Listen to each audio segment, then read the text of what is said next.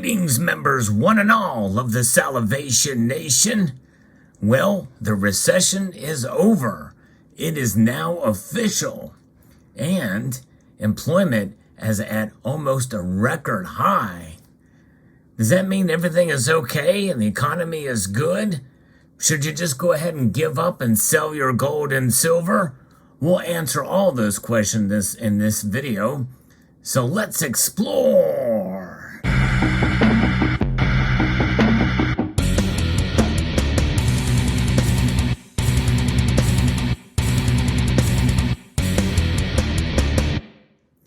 Yes, that's right. It is official. The employment numbers are high. In other words, unemployment is at near record lows across the board. And the GDP, the gross domestic product, is up larger than expectations. Many people are scratching their heads on this one, including myself, until I kind of looked into it a little bit more, because it's almost expected. Sometimes we dip in and out of recessions, but there is a lot of things that are coming ahead that could prove to be quite a different tale in the next 30 days even. But let's talk about it. We're going to be referring to an article here in Kitco, because we are seeing gold and silver down because of this news, and also the dollar strengthened a bit because of this. And it's not unexpected to see this kind of activity with regards to the markets and this kind of environment. When you see good news, and by the way, we all really want good news. We want the economy to do well, in spite of our ideology. In fact, I think in some instances, considering the system that most of the Western world is involved in, and the free markets are kind of what is keeping things afloat, in spite of policies that could be, detriment to the free market. And I think that is really part of what we're seeing here. And we saw that as well throughout the times during the Obama administration as well, when some of the economy was doing fairly well. And also a lot of it is based off the policies of the previous administration. And I think that's part of what we're seeing here as well. But nonetheless, what is weighing in on gold and silver prices being down today? Well, as usual, again, good positive economic numbers, at least on the surface, are reflecting on the markets. And so that is pushing gold and silver down. But we also have the dollar index, which is up. It's up by almost a percentage point today. And that is weighing on gold and silver prices. So let's take a look here. What are gold and silver prices doing right now as we absorb this news? Gold is down, not by a whole lot, but it is down $2.40. I thought it would actually fall even more. Silver is down only 2 cents. I thought it would fall even more. It did not. Palladium, though, took over a 1.4% drop today on this. I don't know if it's because of that news, but it could be something else involved there. But platinum is actually up. But here's what's happening. The near-term fates of the gold and silver markets continue to lie, with the daily price action in the U.S. dollar index, and was solidly up.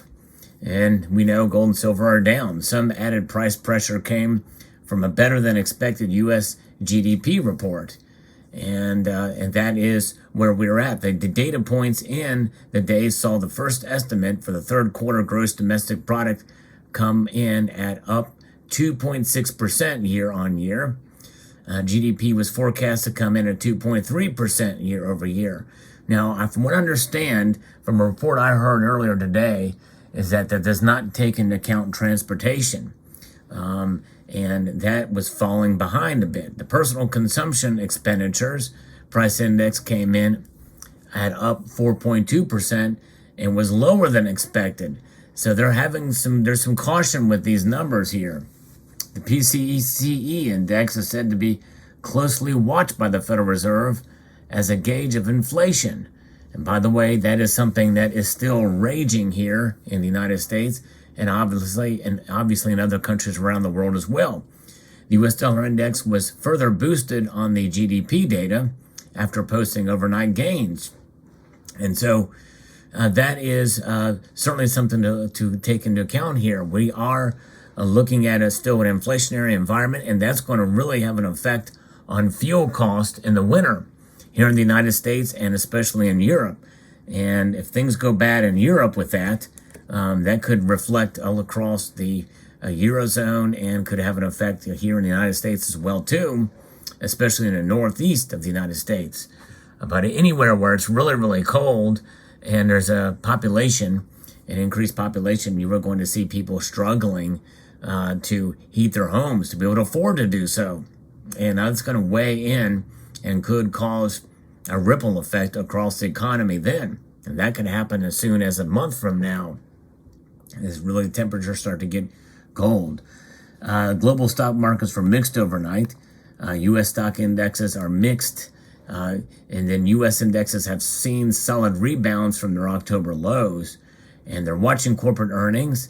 And the technology sector results have been generally disappointing. And we saw that with Meta today. And then also Credit Suisse. They have announced a major overhaul that includes cost reductions and raising cash from outside investors.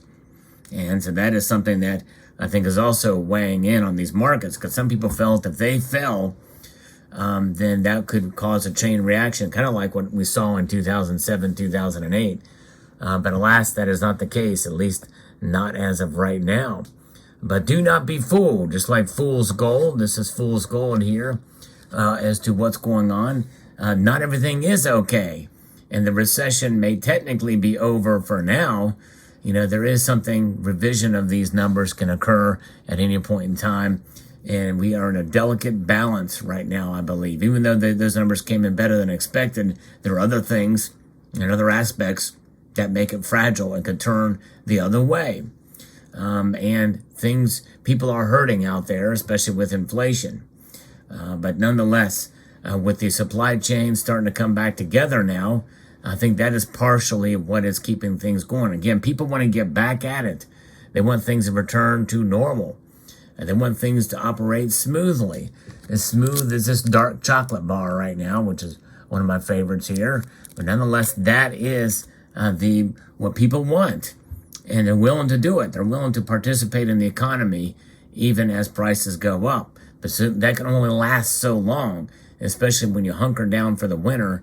I think this is where things could turn in another direction, the opposite direction, pretty dramatically. We will see how it plays out, but that is what is pushing gold and silver right now. So not everything is okay, and I believe inflation is going to play a pivotal role.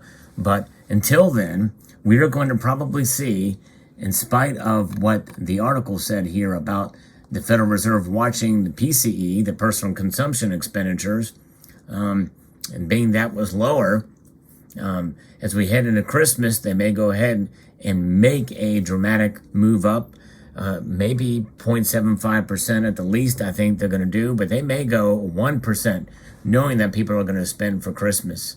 And even if they spend using their credit cards, because we know that credit card debt is up as well, and interest rates are going up, and they're saying that they may see that as a positive. So I feel they will be bullish, if not extra bullish, because of this news, and because we're heading into the Christmas season. They are going to may chance it with a 1% hike. That's my feeling. I think they will at least do a 75 basis points rate hike, and we know that what that's going to do to gold and silver. It's going to make them fall even more. Falling gold and silver can mean only one thing, that it provides an opportunity, but that opportunity for you to buy is stifled by high premiums. The high premiums in gold and silver are here and shall remain.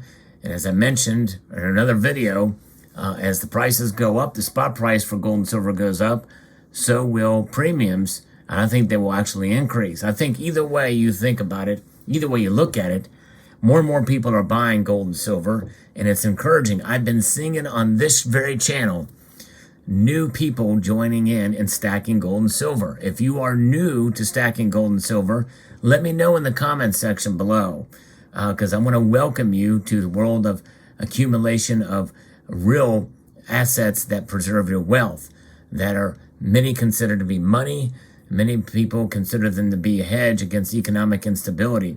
That's what gold and silver do. That's what they've done for thousands of years. And this is an example of a piece of gold that was utilized as currency in the United States. And for a long period of time, a $20 gold piece. Yes, indeed. This is something that is, I encourage everybody to get one of these things, a St. Gaudens Gold Double Eagle. Beautiful pieces indeed.